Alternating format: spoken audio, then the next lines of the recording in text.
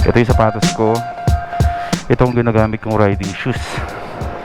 Itong lumang iPhone 6 ko, sira yung home screen. Ito lang ang papalitan. Tapos ito yung magiging navigator ko. Itong jacket na itong gagamitin din sa loop. Ang kaganda dito sa jacket na to, mga first timers, is mesh type siya. Ang dami! Wala yan. Kulang pa yan. Ay, meron pa tayong fish.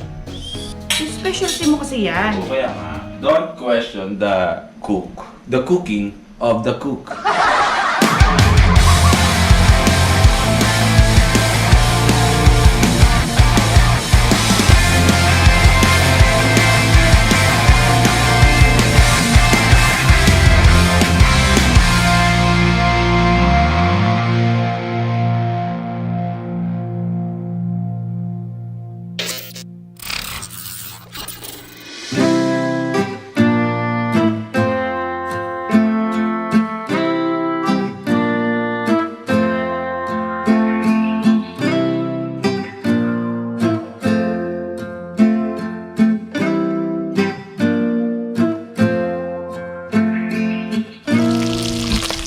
Welcome to my cooking show. Hindi pa ako makaalis alis mga first timers eh. Ang dami ko pang ganap dito sa shop. Nagluluto pa ako ng tanghalian namin. Kumusta? Kumusta ang mga tulog nyo? Binangungot ba kayo? Binangungot ba kayo ng mga nakaraan nyo? Yung mga sakit na dinulot ng mga ex nyo na panaginip? Ayun, good morning sa inyo. O malamang ating gabi nyo namin napanood to o maaari patulog kayo. Ayan, bago kayo matulog panoorin nyo muna yung vlog natin.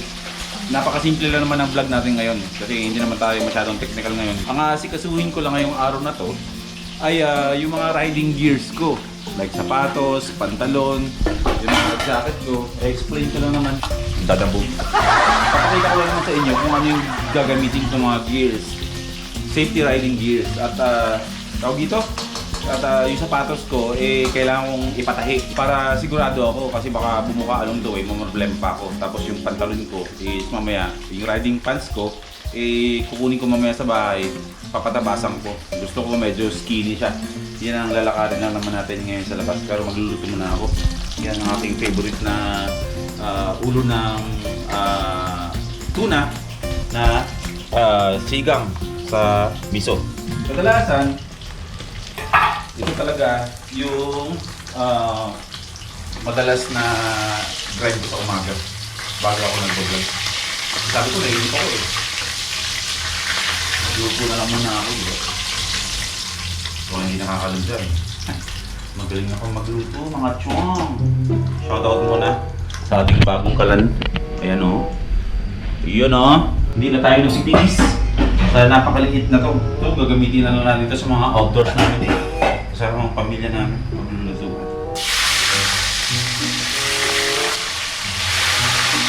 Ako na nag-prito at si Trisha ay takot pagkan ang biniprito. Di ba ganun yun, di ba? Yung iba nga, hindi marunong magluto, prito lang ang kayang gawin. Samantalang si Trisha, magaling yung magluto, takot magprito. Sadyang piniprito ka talaga muna yan para maging ganito, para maging intact yung laman kasi may sabaw to.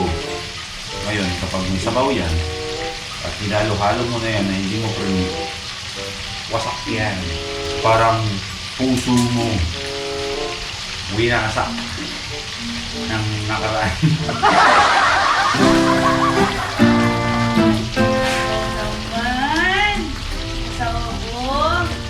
Galing naman mag... Di ba kasi takot na takot mag-prito? Ayoko nga mag-prito eh. Magluluto lang ako pero yung perito ayoko. Hindi ko magtawag na ako kasi hindi ko. Hindi naman ako cook eh. Hindi sabi siya cook ako. Hindi ka cook. Kasi alam mo bakit? Ikaw yung niluluto. Ay! Yan, ayoko sa lahat yung tumatalsik. Seryoso ka? Oo. Ayaw mo. Manawakan mo! Ay, marunong! Kapasa nagluluto!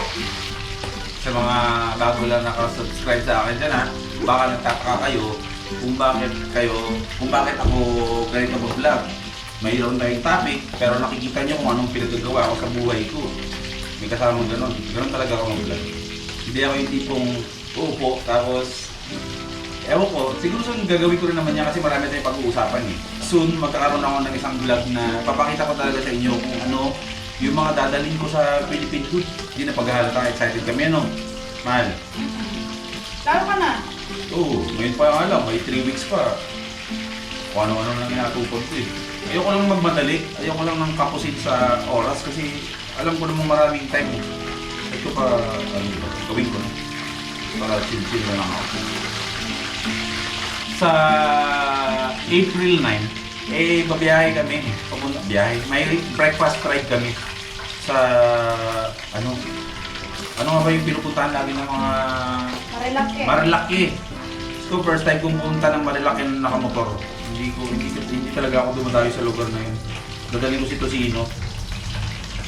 Magbe-breakfast kami kasama si Sergio ng All About Wheels, si biyahe ni Gemily, yung 6-time Philippine Looper na babae, solo biyahe, tsaka si Rides with Daniela. I-meet namin Hapas Loopers kasi bibigyan na kami ng tips. Humingi kami, tsaka willing naman sila magbigay ng tips kung paano namin titirahin yung Philippine Loop. Kung isipin natin madali lang yan, babiyahe na naman eh. Pero ang goal kasi namin, ang pinaka-challenging kasi is kung paano namin maabutan yung mga schedule ng barko. So yung discarte na yun ang pag-aaral namin.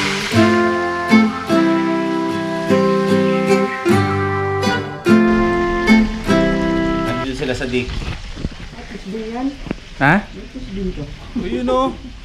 Ano ito bro? Isda? Tilapia, tsaka yung alupihan dagat. Yun na naman. Ayun. Ito mo, diba? Anong nilalakad mo ngayon bro? Paborito ko to bro. Papaayos ko kayo yung iba. Ayun sila sa dik ngayon naman ang ano. Panoorin nyo naman yung preparation niya dun sa motor niya. Pupunta siya ng GTR Speedtech, papaayos yung kanyang motor. Didiretso ka na dun ngayon? O sige. Sanayin daw ang biyahe natin bro sa ano, Marilaki. Sabi ako sir. Yan, kanya-kanya kaming prepare muna at pag nakompleto na kami dito, Hapas Loopers ay wala na. Sabay-sabay na kaming lalakaran yung mga major na mga sponsor namin na kasama natin sa biyahe. Malinis na to? Okay, natapos na nating prituhin yung mga ulo ng tuna. Salmon. Ngayon, yung mantika na pinagprituhan, yun na rin mismo ang gagawin natin. So meron tayo dito mga spices, luya, bawang, sibuyas. O sa mga marunong magluto dyan, ano ang dapat unahin dito sa mga spices na to? Luya. Luya. Sabi nyo, bawang no. Anong purpose kung bakit luya? Para mahiwalay yung lasa ng luya. Kasi pag inuna mo ang sibuyas at inuna mo ang bawang at pinanghuli mo yung sibuyas, tatalunin ng bawang ang lasa ng luya. At andun yung bangus nito. Shoutout kay Food Trippers. Kay Josh Garcia kasi siya nagturo sa akin. So unahin mo na natin. Ito yun. Mahal, flex mo naman yung bago nating ano. Na-flex ko na. Na-flex mo na? Iyoko sanang sabihin eh, baka sabihin, pinagmamayabang ko yung bago nating gasol. Pero hindi naman siguro masamang magbigyan ng meron ka ng malaking gasol, di ba? Hindi naman siguro kayo baka nyo, di ba? Kasi lahat naman ng tao may gasol. Yun nga lang sa amin, brand new. Dami mo na. Iba ko ng Okay, syempre, isusunod na natin. Kamatis sibuyas. Dito na yung bawang sibuyas. Nagsama na pala. Okay, disregard nyo na lang yung sinabi ko. Ano na pala? Okay lang yan. O, sunod natin yung sibuyas. Tapos, sa pagigisa pa lang, ay nilalagay na si kamatis. Tapos, ang gagawin natin dyan is dapat madurog si kamatis. Para yun ang magpapapula sa luto natin. Durugin nyo na kung kaya nyo naman pag lumambot. Dudurugin talaga yan. Yung tipo mga matitira na lang talaga is yung balat. Balat na no. Para mangula-mula yung suligaw sa gusto natin. Bango-bango. Lalagyan na natin ng tubig. Ganito lang yan. Ganyan ang mga magagaling magluto. Mga cook. Balasubos magluto yan eh. Hindi Ano naman si Ken? Di ba chef si Ken? Ah. Si Food Tripper, si Admin Josh. Oo, mahal. Hindi, wala pa yan. Lahat ng mga cook, balas-ubas magluto yan, the way. Paano malutuin, pero ang sarap. Oo. Oo, hinahagis-hagis ka lang nila yun eh. Sabihin na natin. Huwag masyadong dami. Hindi, promise. Pwede nyo na rin itong isabay na. Miso. Yung miso. Oo, ito. Pabili ng ano, patis. So, maglalagay tayo ng... Ang dami! Kaya yan.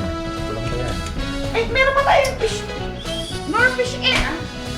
Hindi na kailangan. Alam mo, paano ko siya lutuin? Kung paano ko siya niluto dati.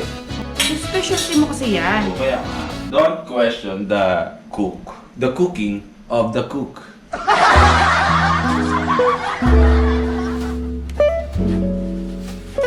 Pwede mo na rin isunod na rin to.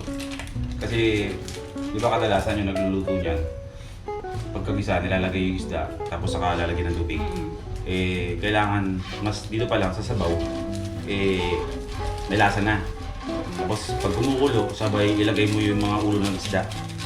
Kumbaga may lasa, manunuot na lang yung lasa ng sabaw sa isda, kasi luto naman na yung isda. At dahil kumukulo na, ang next natin ilalagay ay paminta. Nakulo na.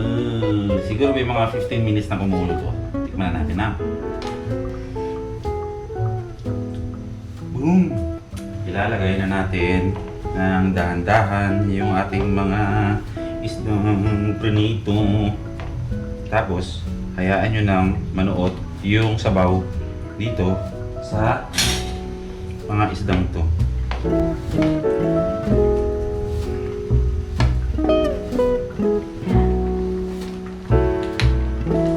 Okay, 10 minutes na kumukulo to. Ganito ang tamang paghalo.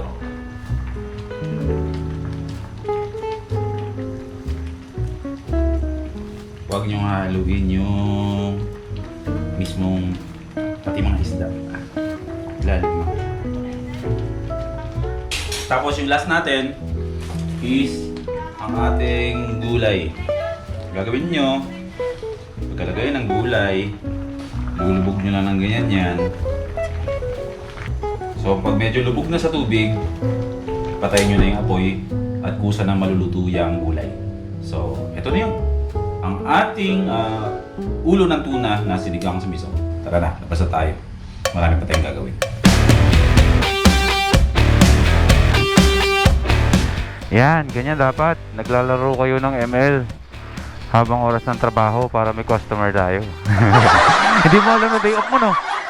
Sipag mo. Aalis na tayo. Tapos na ako magluto. Actually, 2:30 na ng hapon eh. Kanina pa ako natapos magluto. Nag-edit na rin ako nung opening sa para sa Philippine Loop. Meron kayong abangan na magandang video bago magsimula yung biyahe ko. Basta promise, maganda yan. Aalis muna tayo. Uuwi ko muna si Spike sa bahay. Magpapalit tayo ng motor. Si Madonna muna ang dadalhin ko dito sa shop. Ito sa bahay lang. Ano saan ang punta mo yan, bro? Laundry. Laundry. Ito ang gagamitin nating top box. Official top box of Hampas Loopers sa ating Philippine Loop at sa mga iba pang mga biyahe natin. Kagandahan dito sa Neura top box ay ano siya? Welded ng buo yung mga edges niya, yung mga tinupi. So, hindi na mangyayari ulit sa atin yung nangyari sa akin dati na nabasa lahat ng gamit ko. Ingat bro ha! Woo! Andromeda! Bago helmet! Sana all! Saan yun? Yun! Tulad nga ng sabi ko, ang topic natin ngayon, simpleng topic lang naman. Inuunti-unti ko na nga kasi yung lahat ng mga kailangan ko sa Philippine Loop. Ito yung sapatos ko. Dadalhin ko sa Mr. Quickie. Kasi parang nagbubuka na yung tagiliran eh. Ilang beses ko pala nagamit ito, nagkakaganito na to. Ayun buka mahal-mahal pa naman ito, tapos bumubuka lang. So sabi ko, imbes na bumili ako ng bago, ipatahi ko na lang sa Mr. Quickie, duhan. Ito ang ginagamit kong riding shoes. Kaibigan natin yung mga tricycle driver dito sa tapat ng shop. Sir, ayos mo na ako ha. Sige. Nga pala, ikabit ko na nga pala yung GoPro mount dito sa bagong yung stock na wind visor o yung windshield. Pinapatuyo ko lang para mas makapit. May tali siya, hindi siya mahulog sa kalsada at masagasaan na naman ng truck. Diyos ko, pag nasagasaan ng truck yung hirutin natin, kawawa tayo. Ang mahal-mahal. Pinaglalagay ko rin yung mga stickers na ng mga major sponsors natin. May kulang pa yan para ma-appreciate naman nila na ina-acknowledge natin yung mga major sponsors natin. 2:30 ng hapon, ngayon pala nagsisimula ang buhay natin sa pagbablog. Total, hindi naman ako sanay ng walang ginagawa talaga palagi. Lagi ako may binubuting-ting. Hindi ko talaga kaya yung uupo lang. Kasi wala akong ginawa kundi mag-isip ng mag-isip ng mag-isip. Eh di, keep na lang natin busy yung sarili natin, di ba?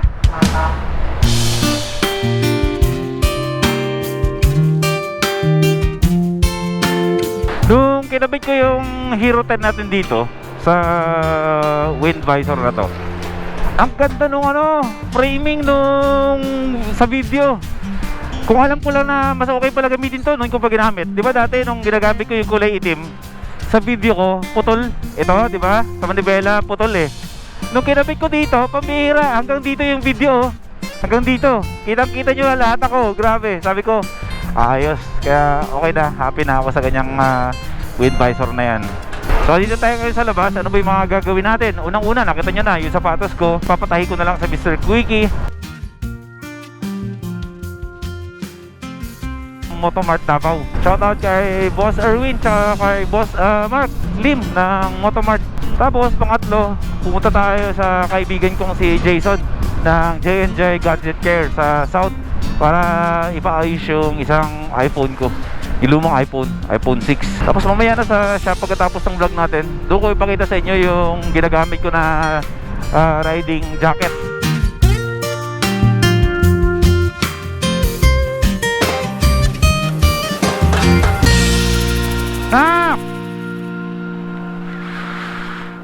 Dito na tayo sa bahay.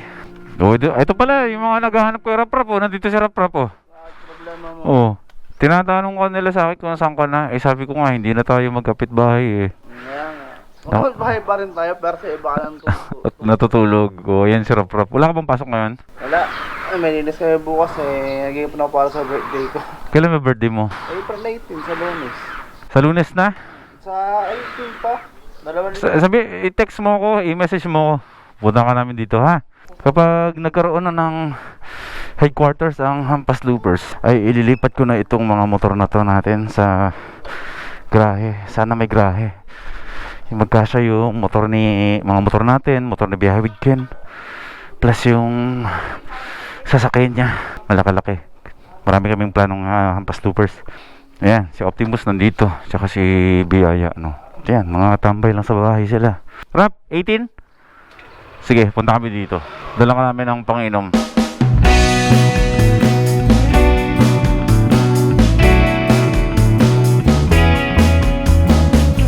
Malapit na tayo. Pumayat ba si Daddy na? Ha? Pumayat ako, no? Effective ang diet. Mr. Quickie! Sir, papatahi po. 200 po ito. Kailan po siya pwedeng ganitong oras? Oh, sige. Pero bakit kaya tinawag ng Mr. Quickie, no? Kung hindi naman mabilis magtahi, no? Paano na nga lang, sir? Pasuyo. Papatong lang dun sa lamesa niya. Sira yan. Sabihin ko na lang siya. Katext ko naman siya. Kaibigan ko naman yan. Minessage ko na siya. Alam naman niya yan. Thank you.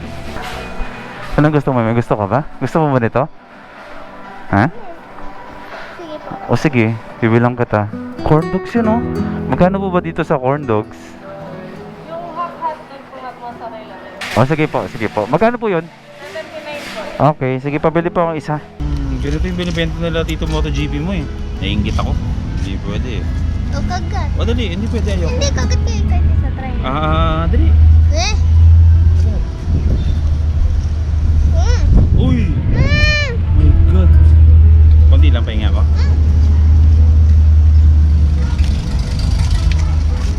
Lahat ng mga pinagawa natin, babalikan na lang natin yung lahat yung bukas. Yung iPhone na yan, yung kaibigan ko si Jason, mabilis magtrabaho yun ng mga cellphone. Kaya bukas, tapos yung phone na yun, magagamit na natin. Tara na. Ba't ganun Daddy, kapag may nagpapapicture sa'yo, minsan hindi mo binimidyo, minsan binibidyo nyo. Ha? Hindi, nagkakataon lang kasi na hindi naka-on yung camera. O, kapag na-on naman, sinasama ko sila. Kaso minsan kasi, mas nangyayari ng mas nauuna yung pagpapapicture. Diba? Minsan na-excite sila, no? At ba't kaya ako tinatawag na Boss P, no? Boss P. Para mas maganda tawagin na lang ako ganun kaysa boy. No? Okay lang yan kasi sila, mga simpleng kaligayahan nila yan na makita nila ang daddy mo. Alam niyo ba itong ko mga first timers? Mailap sa tao to dati nung maliit pa. Ako na lang nagturo nito na makasalamuhan ng mga ibang tao kasi talagang taong bahay lang to. Buti nga't na-reverse na yung klase ng karakter niya na gano'n na mas okay na siya ngayong nakikihalubilo sa mga tao. Siguro lagi mo napapanood si daddy na marami akong hinahay ng mga tao, no?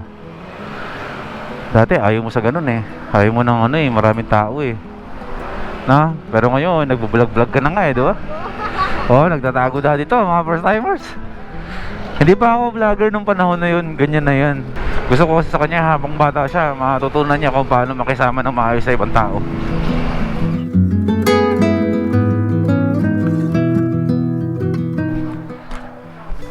Nay! Busy ka! Di ba na naalala mo yung dati nagpatahi ako sa'yo ng pangmotor na pantalon na pinaliitan ko? Parang ganun din. So parang ginawa natin dati, yung dito yata yun. Yan o, diba? Tanggalable. Ito po, iniwan ko na po sa upuan nyo. Tara. Oh, all done. Tapos na. Uwi na tayo at baka uulanin ka. Babalik pa ang daddy sa shop kasi mag-edit na ang daddy para may paparood ka mamaya sa bahay. Uulan na naman. Okay, gabi na. Tapusin na natin ang ating vlog. Saka to, katutuyo lang yung jacket ko.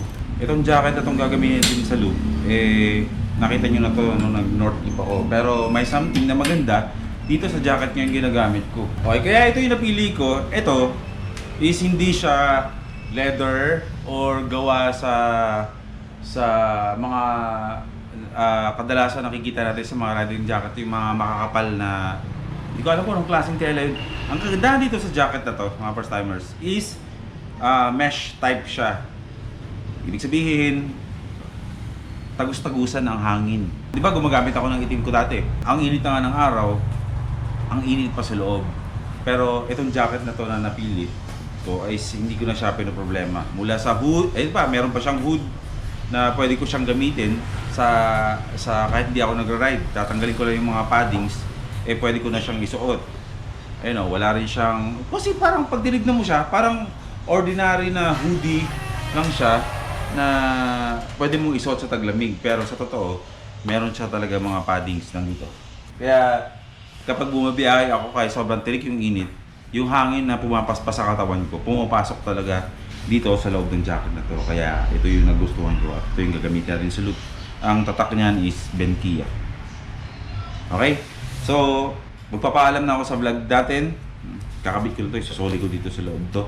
Bukas, wala muna tayong upload mga first timers. Family Day.